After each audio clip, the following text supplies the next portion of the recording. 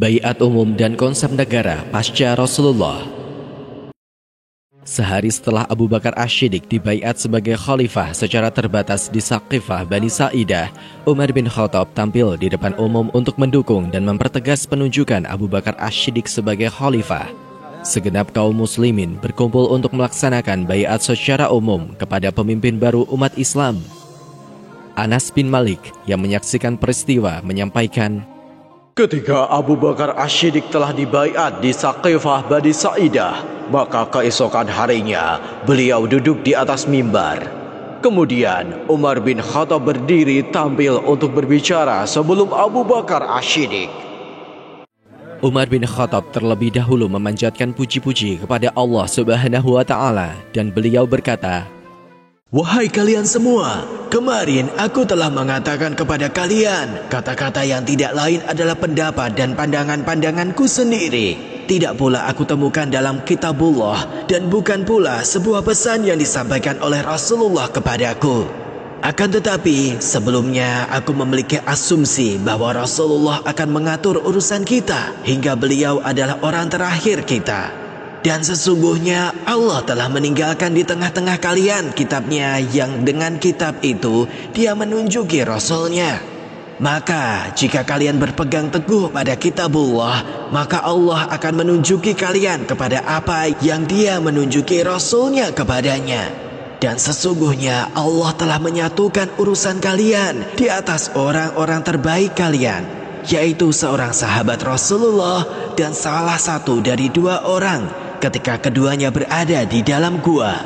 Maka berdirilah kalian semua dan lakukanlah pembaiatan kepadanya." Mendengar apa yang disampaikan Umar bin Khattab, orang-orang yang hadir melakukan pembaiatan kepada Abu Bakar Asy-Syiddiq. Selanjutnya, Abu Bakar Asy-Syiddiq menyampaikan pidato pertamanya sebagai khalifah. "Amma ba'du, wahai kalian semua, sesungguhnya aku telah ditunjuk sebagai pemimpin kalian dan aku bukanlah orang terbaik kalian. Maka jika aku melakukan langkah yang jelek dan keliru, maka luruskanlah aku. Kejujuran dan kebenaran adalah amanat dan kebohongan adalah khianat. Orang lemah di antara kalian adalah orang kuat bagiku hingga aku mengembalikan kepadanya haknya, insya Allah. Dan orang kuat di antara kalian adalah lemah bagiku hingga aku mengambil hak darinya, insya Allah.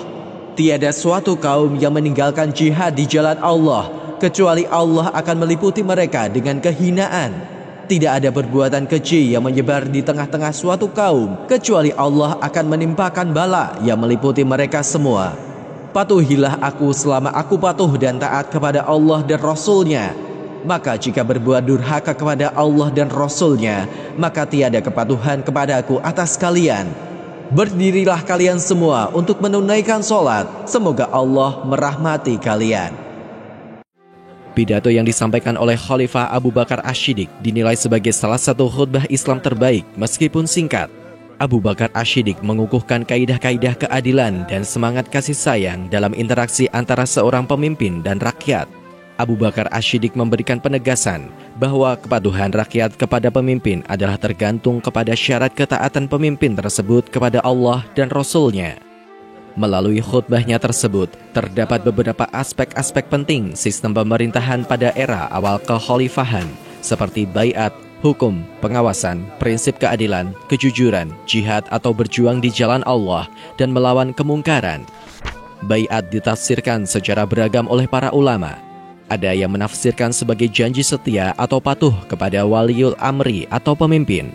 Ada yang menafsirkan sebagai kesepakatan saling berjanji untuk berkomitmen kepada Islam. Dan ada juga yang menafsirkan baiat sebagai membuat perjanjian, komitmen, dan fakta untuk menghidupkan apa yang dihidupkan oleh Al-Quran dan As-Sunnah, serta menegakkan apa yang ditegakkan oleh Al-Quran dan As-Sunnah. Kaum muslimin ketika itu melakukan pembaiatan kepada seorang amir, maka mereka meletakkan tangan mereka di tangan si amir sebagai bentuk memperkuat dan mempertegas janji setia dan loyalitas. Hal itu mirip dengan apa yang dilakukan antara seorang penjual dan pembeli.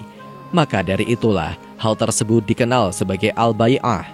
Orang yang mengambil bai'at dalam tataran negara adalah khalifah. Pada tataran wilayah bisa diambil langsung oleh imam atau diambil oleh wakilnya. Pada saat pengangkatan Abu Bakar Asy-Syiddiq sebagai khalifah, baiat penduduk Mekah dan Thaif diambil oleh para wakil khalifah. Pada khutbahnya setelah baiat umum, Abu Bakar Asy-Syiddiq menyampaikan, "Patuhilah aku selama aku mematuhi dan menaati Allah dan Rasul-Nya. Jika aku berbuat durhaka kepada Allah dan Rasul-Nya, maka tidak ada kewajiban patuh kepadaku atas kalian." Apa yang disampaikan oleh Abu Bakar Asy-Syiddiq ini merupakan penegasan terhadap sumber hukum yang digunakan adalah Al-Quran dan As-Sunnah. Al-Quran merupakan sumber pertama dan utama yang memuat semua hukum-hukum syara' yang berkaitan dengan urusan-urusan kehidupan. Hal ini sebagaimana difirmankan Allah Subhanahu wa Ta'ala dalam surat An-Nisa ayat 105.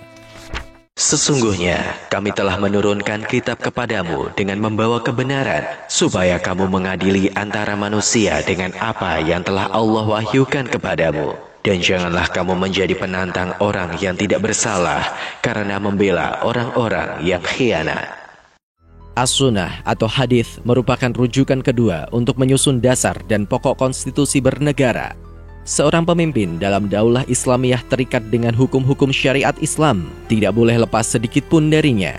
Baik pemimpin maupun yang dipimpin, semuanya tunduk kepada syariat.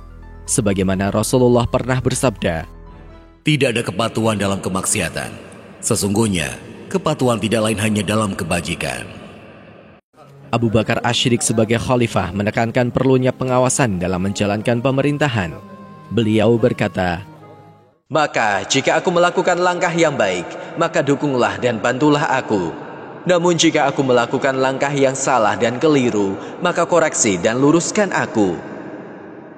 Hak umat dan para individunya untuk mengawasi jalannya pemerintahan sangat diakui oleh Khalifah Abu Bakar Asy-Syiddiq.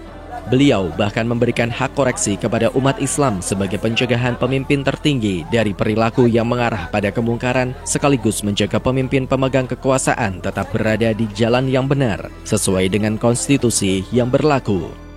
Pada khutbah perdana sebagai khalifah, Abu Bakar Asy-Syiddiq menyadari bahwa setiap pemimpin berpotensi melakukan kekeliruan, bahwa seorang pemimpin tidak mendapatkan kekuasaan dari suatu keistimewaan individu apapun. Periode risalah telah berakhir dan Rasul terakhir yang menerima wahyu telah berpulang ke sisi Allah. Seorang Rasul memiliki kekuasaan dan otoritas keagamaan yang beliau peroleh dari kemaksyuman sebagai seorang Nabi. Beliau juga mendapatkan arahan, tuntunan, dan bimbingan langsung dari langit. Situasi inilah yang tidak akan lagi didapatkan manusia biasa hingga hari kiamat. Pasca wafatnya Rasulullah, maka kekuasaan dan otoritas didapatkan dari akad baiat dan pemandatan oleh umat. Dalam penyelenggaraan negara, sangat diperlukan prinsip keadilan dan persamaan di antara manusia. Abu Bakar Asy-Syiddiq pernah berkata bahwa, "Orang lemah di antara kalian bagiku adalah orang kuat hingga aku mengembalikan haknya kepadanya, insya Allah. Dan orang kuat di antara kalian bagiku adalah orang lemah hingga aku mengambil hak darinya, insya Allah."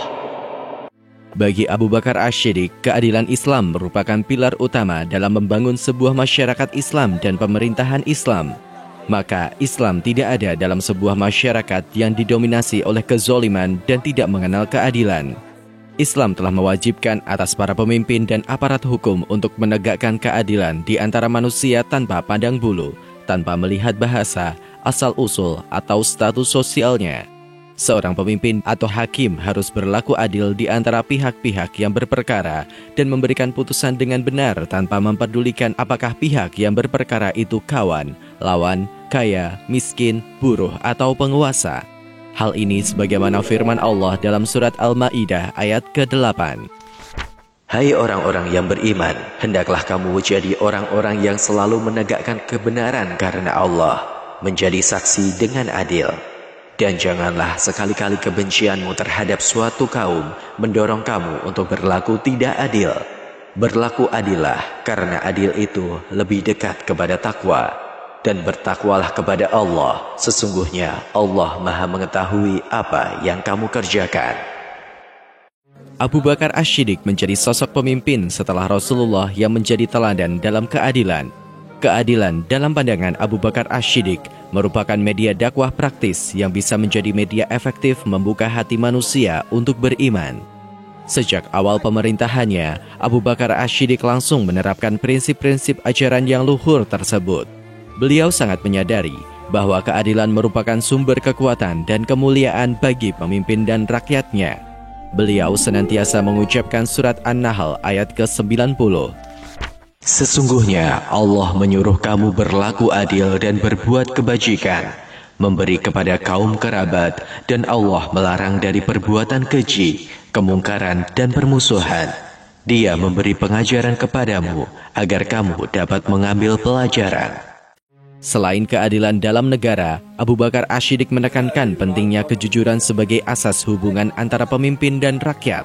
Beliau berkata dalam khutbah pertamanya sebagai khalifah, "Kejujuran adalah amanat dan kebohongan adalah khianat." Prinsip ini sangat penting karena akan menjadi sarana terjalinnya kepercayaan rakyat kepada pemimpinnya. Allah Subhanahu wa Ta'ala telah berfirman dalam surat At-Taubah ayat ke-119. Wahai orang-orang yang beriman, bertakwalah kepada Allah dan hendaklah kamu bersama orang-orang yang benar. Dan Rasulullah telah bersabda, ada kriteria orang yang kelak pada hari kiamat Allah tidak berkenan berbicara kepada mereka, tidak berkenan mensucikan mereka, dan tidak berkenan melihat mereka. Dan bagi mereka azab yang pedih. Ketiga orang itu adalah orang tua yang berzina, raja yang pendusta, dan orang miskin yang sombong. Meskipun umat Islam sudah berkembang sedemikian pesat, namun Khalifah Abu Bakar tidak mengendurkan semangat jihad dalam pemerintahannya. Sebagaimana pesan Rasulullah, umat Islam akan tertimpa kehinaan ketika mereka meninggalkan jihad. Khalifah Abu Bakar mengerahkan segenap potensi umat Islam untuk berjihad dalam rangka menghapuskan kezoliman dari pihak-pihak yang terzolimi, membebaskan manusia dari kesewenang-wenangan dan penjajahan, serta menyebarkan dakwah ke segenap penjuru bumi dan menyingkirkan setiap hal yang merintanginya. Sebagai khalifah, Abu Bakar Ash-Shiddiq tidak bosan-bosannya mengingatkan kepada umat tentang sabda Rasulullah, "Suatu perbuatan keji tidak muncul di tengah-tengah suatu kaum hingga mereka melakukannya secara terang-terangan, kecuali akan menyebar di tengah-tengah mereka bencana ta'un dan berbagai wabah penyakit yang belum pernah menimpa orang-orang terdahulu mereka yang telah lalu." Hubungan moral dengan berdirinya negara dan lahirnya peradaban adalah hubungan yang sangat jelas. Jika moral rusak dan hati nurani mati, maka lenyap, rusak, dan hancurlah umat. Setiap orang yang mempelajari kehidupan umat-umat terdahulu dan berbagai peradaban masa lampau dengan seksama, maka ia akan memahami bagaimana peradaban-peradaban tersebut dibangun berlandaskan akhlak mulia dan agama yang benar, sebagaimana peradaban yang lahir pada masa Nabi Daud dan Nabi Sulaiman, serta masa Zulkarnain. Peradaban itu akhirnya pelan-pelan menjadi hancur ketika perbuatan-perbuatan keji dan amoral menyusup ke dalam kehidupan masyarakat. Inilah sunatullah yang sangat dipahami oleh Khalifah Abu Bakar Ash-Shiddiq. Beliau menyadari bahwa sebuah peradaban dipastikan hancur ketika umatnya terjebak dalam kemewahan hidup, sikap bermewah-mewah, royal, korupsi, kemerosotan moral, berbuat keji, dan melakukan dosa-dosa besar. Sebagaimana firman Allah dalam surat Al-Isra ayat ke-16. "Dan jika kami hendak membinasakan suatu negeri, maka kami perintahkan kepada orang-orang yang hidup mewah di negeri itu supaya menaati Allah, tetapi mereka melakukan kedurhakaan dalam negeri itu. Maka sudah sepantasnya berlaku terhadapnya perkataan atau ketentuan kami. Kemudian kami hancurkan negeri itu sehancur-hancurnya."